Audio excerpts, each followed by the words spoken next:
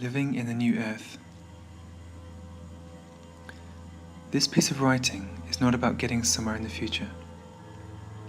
It is about your current state of consciousness and the reality it is creating for you right now. For example, how would you feel if you never had a negative or anxious thought pass through your mind ever again? How would you feel if you knew there was nothing in the universe to worry about? That there was no threat, no danger, no difficult circumstances waiting for you around the next corner? Only peace, only goodness, only total security and safety. It is your mind that determines all of these things, without exception. If our mind is completely free of negative, anxious, critical and judgmental thoughts, we simply perceive the luminous goodness of reality, completely untainted by such distorting ideas. We experience a state of undisturbed peace that arises naturally from an untroubled heart, which is no longer at the mercy of the mind's endless fears and worries, judgments and mental hostilities. Of course, we cannot deny that there is suffering and conflict in the world, but it is of paramount importance that we primarily remain aware of our own state of consciousness in every moment, as this is what is determining whether we ourselves are also engaged in states of conflict and suffering or not. We never need to be, if we are conscious of each thought that we choose to energize with our attention. If we are not alert to where our mind wanders, it will surely lead us back into states of doubt, fear, conflict and judgment, because these are the normal states of consciousness for most of the human collective. Therefore, there is a gravitational pull back towards them, created by our collective human consciousness. A world in which many people are experiencing such disharmonious states of consciousness is what we currently have here on Earth. However, we are not bound to be a part of it, because it is only our state of consciousness that keeps us tied to this reality. If we engage in what I call fear and conflict consciousness, meaning that we entertain fearful, judgmental, or hostile thoughts, then we are literally opting in to a reality of fear and conflict. Our thoughts create this reality in our mind, and consequently, we attract external experiences and circumstances that match our mental picture of reality, thus manifesting what we mentally conceive. People call this the law of attraction. So what happens if we do not buy into any thoughts of fear and hostility? What happens if we steadfastly stay connected to peace and trust consciousness instead? This simply means that rather than fearing for the future, for our own well-being and so on, we trust that we are safe, and we do not entertain any doubts about it whatsoever. It also means that rather than judging and being critical of others, we accept and respect them, choosing to extend understanding and compassion to them instead. We wish them only peace. This is peace and trust consciousness, and the reality it creates for us is not a mental reality like before. The qualities of trust, peace, and compassion are qualities of our heart, and therefore we experience the inner realm of our heart as our reality. And because we are perceiving this internally, it is simply projected out there to appear as our seemingly external reality. The reality of our heart is a reality of total security, completely free of fear in any sense of threat, free of hostility and conflict. It is a reality of total peace and also deep joy. This is the reality we were designed to experience because it is deeply harmonious by its very nature, and it is completely attuned to the perfect harmony and divine beauty that exists in the rest of the universe. Negative or fearful thoughts are nothing more than a kind of interference that distorts our perception of what is ultimately real.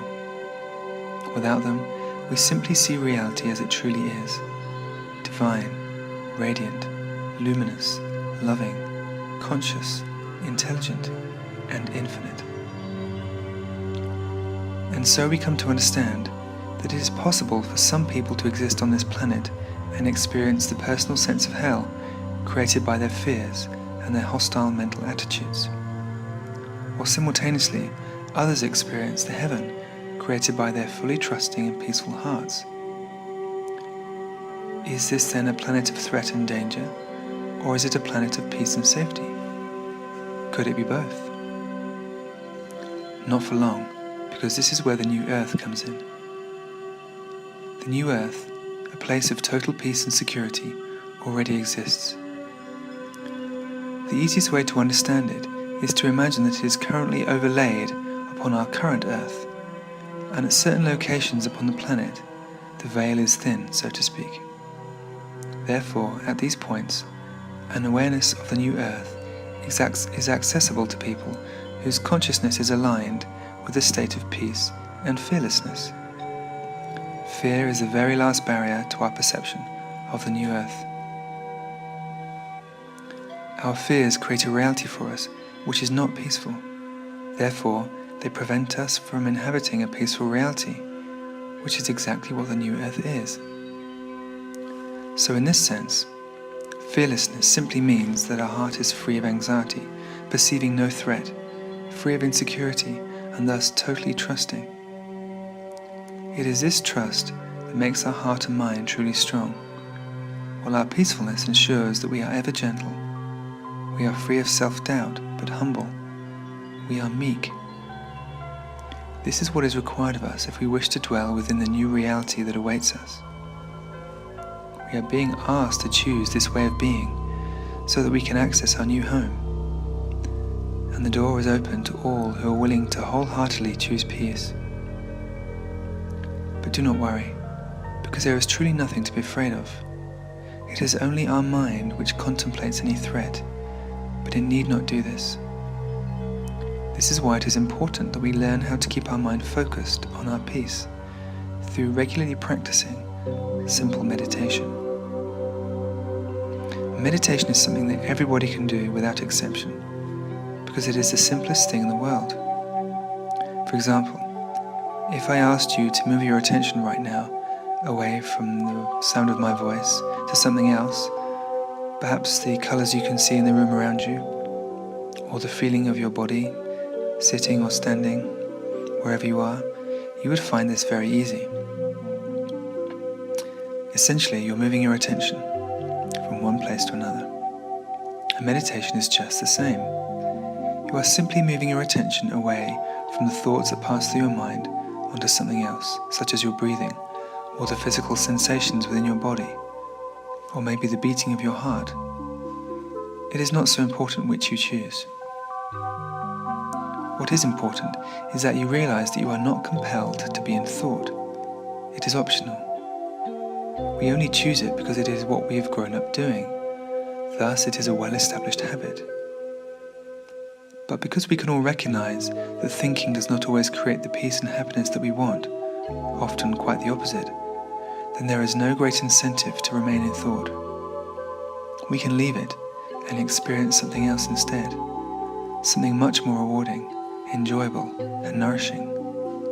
We can experience our peace. We can experience our freedom and our joy. We can experience the beauty of our heart, from where love and compassion spring forth.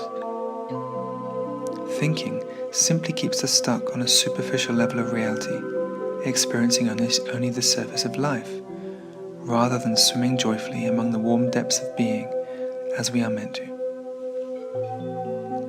So, what will we experience when we are consciously dwelling in the new earth?